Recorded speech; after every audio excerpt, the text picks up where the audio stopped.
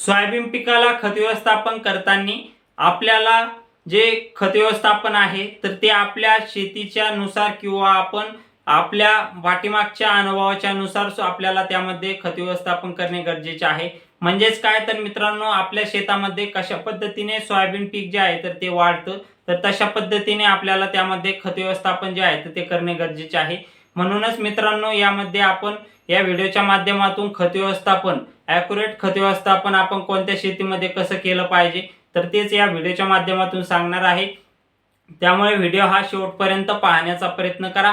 नमस्कार शेतकरी मित्रांनो, मी महेश सावंत, तुम्ही पाहत आहात रॉयल शेती। तर मित्रांनो, सोयाबीन पिकामध्ये खत व्यवस्थापन करताना आपल्याला ज्या जमिनीमध्ये जास्तीत जास्त सोयाबीन पिकाची वाढ होते त्यामध्ये आपल्याला नत्राचं प्रमाण जे आहे तर ते द्यायचं नाही। त्यामुळे मित्रांनो, आपलं उत्पादन जे आहे तर ते वाढणार आहे। तर मित्रांनो, मध्यम सोयाबीन जी आहे तर त्या जमिनीमध्ये वाढते, तर त्या जमिनीमध्ये आपल्याला जे नत्राचं प्रमाण आहे, कमी नत्र त्यामध्ये देणे गरजेचे आहे। त्यानंतर मित्रांनो, काही जमिनीमध्ये सोयाबीन जे आहे तर ती वाढतच नाही, मग त्या जमिनीमध्ये नत्राचं प्रमाण जे आहे तर ते आपल्याला त्यामध्ये वाढून देणे गरजेचे आहे। तर मित्रांनो, अशा पद्धतीने आपल्याला 3 स्टेप मधल्या जमिनी असते, तर त्या जमिनीच्या नुसार आपल्याला खत व्यवस्थापन करणे त्यामध्ये गरजेचे असतं। तर मित्रांनो, आपल्याला जे जास्त प्रमाणात सोयाबीन पीक जे आहे तर ते वाढतं, तर तशा जमिनीमध्ये आपल्याला जे खत व्यवस्थापन आहे तर त्यामध्ये आपल्याला सिंगल सुपर फॉस्फेट जे आहे तर ते आपल्याला 2 बॅग त्यामध्ये घ्यायचे आहे।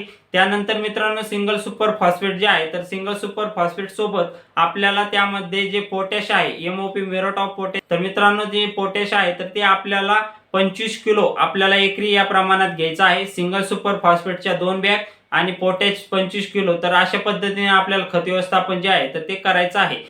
त्यानंतर मित्रांनो, मध्यम वाढ होणारी सोयाबीन जमीन जी आहे तर त्या जमिनीमध्ये खत व्यवस्थापन करताना आपल्याला मित्रांनो त्यामध्ये DAP, त्यामध्ये 12-32-16, त्यामध्ये 10-26-26, त्यामध्ये 14-35-14 अशा खताचा त्यामध्ये वापर जे आहे तर तो करणे गरजेचे आहे। म्हणजेच काय तर मित्रांनो, DAP मध्ये सुद्धा नत्र कमी येतं, 10-26 मध्ये नत्र कमी येतं, 14-35-14 मध्ये सुद्धा नत्र कमी येतं, 12-32-16 मध्ये कमी येतं। म्हणजे मित्रांनो, अशा पद्धतीने जे खत आहे तर ते यामध्ये नत्राचं प्रमाण त्यामध्ये कमी आहे। त्यामुळे आपल्याला मध्यम जमिनीसाठी आपल्याला हे खत त्यामध्ये निवडायचे आहे।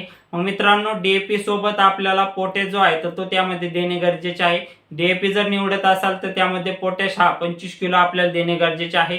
त्याचबरोबर मित्रांनो, सोयाबीन पीक जे आहे तर ते तेलबिया पीक आहे, त्यामुळे प्रोटीनचं प्रमाण, तेलाचं प्रमाण वाढवण्यासाठी त्यामध्ये आपल्याला जे सल्फर आहे मित्रांनो, दुय्यम अन्नद्रव्य आहे, तर ते सल्फर जे आहे तर ते आपल्याला दाणेदार फॉर्म मधला आपल्याला 5 ते 10 किलो एकरी याप्रमाणे त्यामध्ये देणे गरजेचे आहे। तर मित्रांनो, सल्फर यामध्ये द्यायचं आहे। मित्रांनो, तिसऱ्या नंबरला आपली जमीन येते की कमी वाढ सोयाबीन जी आहे तर ती कशाच पद्धतीने त्यामध्ये वाढत नाही, मग त्या जमिनीमध्ये आपल्याला जे आहे तर ते नत्राचं प्रमाण त्यामध्ये वाढवून देणे गरजेचे आहे। मग मित्रांनो, नत्राचं प्रमाण कोणत्या खतामध्ये जास्त आहे तर त्यामध्ये आपलं 20-20-013, 24-24-08, तर अशी जे खत आहे तर मित्रांनो या खताचा त्यामध्ये वापर करणे गरजेचे आहे। मग 20-20-013 मध्ये 20% नत्र त्यामध्ये येतं, 24-24 मध्ये 24% नत्र येतं। मग मित्रांनो, यामध्ये आपल्याला पोटॅश जो आहे तो बघायला मिळत नाही, 20-20-013 मध्ये नाही, 24-24-08 मध्ये नाही। मग मित्रांनो, यामध्ये 13 आणि 8 हे सल्फर आपल्याला त्यामध्ये बघायला मिळतं। मग आपण सल्फर यामध्ये दिलं नाही तरी चालतं, पण यामध्ये पोटॅश जो आहे तर तो आपल्याला 25 किलो, आपल्याला दोन्हीमध्ये कोणतेही जर एक खत घेतलं तर त्यामध्ये 25-25 किलो आपल्याला पोटॅश जो आहे तर तो आपल्याला या खतामध्ये देणे गरजेचं आहे। तर मित्रांनो, अशा पद्धतीने जर आपण खताचं नियोजन किंवा खताचं व्यवस्थापन जर आपल्या पिकाच्या नुसार, आपल्या अनुभवाच्या नुसार जर केलं तर आपल्याला निश्चितच सोयाबीन पिकामध्ये चांगलं भरघोस उत्पादन आपण त्यामध्ये घेऊ शकता। तर मित्रांनो, हा व्हिडिओ कसा वाटला कमेंट करून सांगा। आतापर्यंत आपण कशा पद्धतीने खत व्यवस्थापन करत होता तर ते कमेंट मध्ये नक्की कळवा। आपल्या शेतकरी बांधवांपर्यंत ही माहिती पोहोचवण्याचा प्रयत्न करा।